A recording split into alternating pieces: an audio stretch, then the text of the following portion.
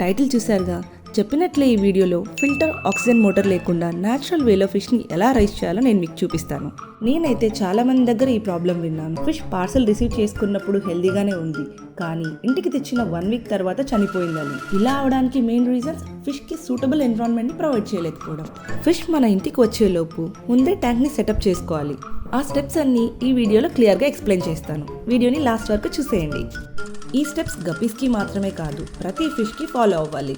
సేల్కి పెట్టిన fish stock అయితే వితిన్ డేస్లో సేల్ అయిపోయాయి. లాస్ట్ వీడియోలో చెప్పిన ఆఫర్ మీకు గుర్తుంది కదా. ఫస్ట్ 10 ఆర్డర్స్కి మాత్రం 50% ఆఫ్ ఉంటుంది. ఫస్ట్ 10 ఆర్డర్స్కి అయితే 50% ఆఫ్తో గప్పీస్ని సేల్ చేశాను. కానీ చాలా మంది కస్టమర్స్ స్కూల్ ఇంకా కాలేజ్ స్టూడెంట్స్ కావడంతో స్టాక్ మొత్తం 50% ఆఫ్తోనే సేల్ చేశాను. ఇంకా ఫిషెస్ గురించి ఒక్క కంప్లైంట్ కూడా రాలేదు, అన్నీ సేఫ్గానే చేరుకున్నాయి.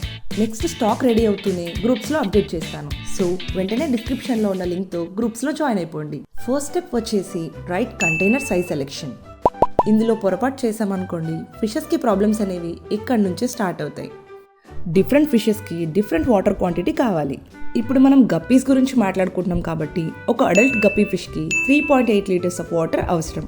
సో నేనైతే 20 లీటర్స్ కంటైనర్ని తీసుకుంటున్నాను. ఇందులో మనం 5 అడల్ట్ గప్పీస్ని రైస్ చేయొచ్చు. ఇంకా సెకండ్ స్టెప్లోకి వెళ్తే కరెక్ట్ టైప్ ఆఫ్ వాటర్ని సెలెక్ట్ చేసుకోవడం. ఏంటి ఈ పిల్ల ఏవేవో చెప్తుంది అనుకుంటున్నారా? అసలు వాటర్ సెలెక్షన్లోనే కథ అంతా మారిపోతుంది. మున్సిపాలిటీ నుంచి వచ్చే ట్యాప్ వాటర్లో ప్యూరిఫికేషన్కి చాలా కెమికల్స్ యూజ్ చేస్తారు. అవి ఫిష్ హెల్త్ని ఎఫెక్ట్ చేయొచ్చు. మీరు ట్యాప్ వాటర్ యూజ్ చేస్తున్నట్లయితే ఫిషెస్ బై చేసే 5 డేస్ ముందే కంటైనర్లో స్టోర్ చేసి పెట్టుకోవాలి. మీరు ఆర్వో ఫిల్టర్ వాటర్ యూజ్ చేస్తున్నట్లయితే ఫిషెస్ని సేమ్ డే వాటర్లో ఇంట్రడ్యూస్ చేయొచ్చు. ఇక్కడ నేనైతే ట్యాప్ వాటరే యూజ్ చేస్తున్నాను. సో నేను ఇప్పుడు 5 to 7 డేస్ తర్వాత ఫిషెస్ని ఇంట్రడ్యూస్ చేయాలి. ఇంకా థర్డ్ స్టెప్ అయితే వాటర్లో మనం రాక్ సాల్ట్ని యాడ్ చేసుకోవాలి. వాటర్లో ఏమైనా హార్మ్ఫుల్ బ్యాక్టీరియా లాంటిది ఉంటే వాటిని సాల్ట్ కిల్ చేస్తుంది. ఈ స్టెప్ అయితే నేను కంపల్సరీగా యూజ్ చేస్తాను. దీనివల్ల ఫిషెస్ గిల్ ఫంక్షన్ కూడా ఇంప్రూవ్ అవుతుంది. ఈ స్టెప్ ని ఫాలో అయిన తర్వాత ఫిష్ డెత్ రేట్ చాలా తగ్గింది.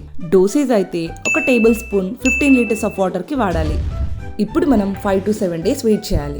1 week later. 5 డేస్ తర్వాత కంటైనర్లో ఇలా వైట్ సబ్స్టెన్స్ ఫ్లోట్ అవుతూ ఉంటుంది.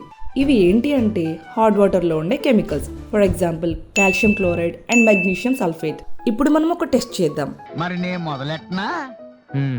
నార్మల్ వాటర్ని 5 డేస్ తర్వాత వాటర్ని TDSతో మెజర్ చేద్దాం. TDS మీటర్ అంటే వాటర్లో ఉన్న డిజాల్వ్డ్ సాల్ట్స్ లెవెల్ని చూపిస్తుంది.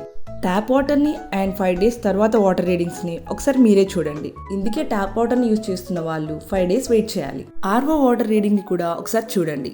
సో ఆర్ఓ వాటర్ యూజ్ చేస్తున్న వాళ్ళు ఒక 5 hours వెయిట్ చేస్తే చాలు. ఈ వైట్ సబ్స్టెన్స్ని అయితే ఇప్పుడు మనం రిమూవ్ చేయాలి.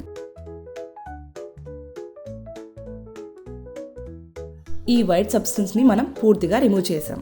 ఇప్పుడు స్టెప్ 4గా ప్లాంట్స్ని యాడ్ చేస్తున్నాను. ఎందుకంటే ఫిషెస్ వాటి న్యాచురల్ హ్యాబిటెంట్లా ఫీల్ అవుతాయి.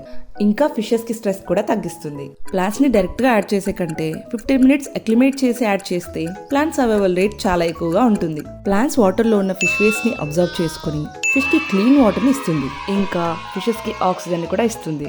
ప్లాంట్స్ని అయితే మీ ట్యాంక్లో కంపల్సరీగా యాడ్ చేయండి. ఇంకా ఫైనల్లీ స్టెప్ 6 ఫిషెస్ని కంటైనర్లో యాడ్ చేయడం. ఫిషెస్ని డైరెక్ట్గా కంటైనర్లో యాడ్ చేయకుండా ఒక 15 to 20 minutes అక్లిమేట్ చేయాలి. ఇలా ఎందుకు చేయాలి అంటే కంటైనర్లో ఉన్న వాటర్ టెంపరేచర్ ఇంకా ఫిష్ ప్యాకెట్లో ఉన్న వాటర్ టెంపరేచర్ సేమ్ అవ్వడానికి. డైరెక్ట్గా యాడ్ చేస్తే సడన్గా చేంజ్ అయ్యే టెంపరేచర్కి ఫిషెస్ చాలా స్ట్రెస్ ఫీల్ అవుతాయి. ఇంకా డిసీజెస్ కూడా త్వరగా అటాక్ అవుతాయి. ఇప్పుడైతే 20 minutes కంప్లీట్ అయింది. ఫిషెస్ని ఇంకా కంటైనర్లో వదిలేస్తాను. ఈ ఫిషెస్ న్యూ ఎన్విరాన్మెంట్ని అడాప్ట్ చేసుకోవడానికి 1 to 2 డేస్ టైం పడుతుంది. ఫస్ట్ టైం ట్యాంక్ని సెటప్ చేస్తున్నాం కాబట్టి బెనిఫిషియల్ బ్యాక్టీరియా ట్యాంక్లో మిస్ అవుతుంది. బెనిఫిషియల్ బ్యాక్టీరియా అంటే ఏంటి, వాటి యూజెస్ ఏంటో నెక్స్ట్ వీడియోలో చెప్తాను. ఇప్పుడైతే బెనిఫిషియల్ బ్యాక్టీరియా కోసం పాత అక్వేరియంలో నుంచి కొంచెం వాటర్ ఇందులో యాడ్ చేసుకోవాలి. లేదా ఒక 1 month తర్వాత ఆటోమేటిక్గా ఇందులోనే ఫామ్ అవుతాయి. 5 to 7 డేస్కి 20% వాటర్ చేంజ్ చేస్తూ ఉండాలి. అలాగే డెడ్ ప్లాంట్స్ని ట్రిమ్ చేస్తూ ఉండాలి. ఈ స్టెప్స్ అన్ని ఫాలో అయితే ఫిష్ సర్వైవల్ రేట్ అనేది చాలా ఇంప్రూవ్ చేసుకోవచ్చు. నేహా గప్పీ ఫామ్ గ్రూప్లో జాయిన్ అవ్వాలి అనుకుంటే డిస్క్రిప్షన్లో ఉన్న లింక్తో గ్రూప్లో జాయిన్ అవ్వండి. ఇంకేం చేయాలో తెలుసు కదా. వినబడేట్టు కాదురా, కనబడేట్టు కొట్టండి.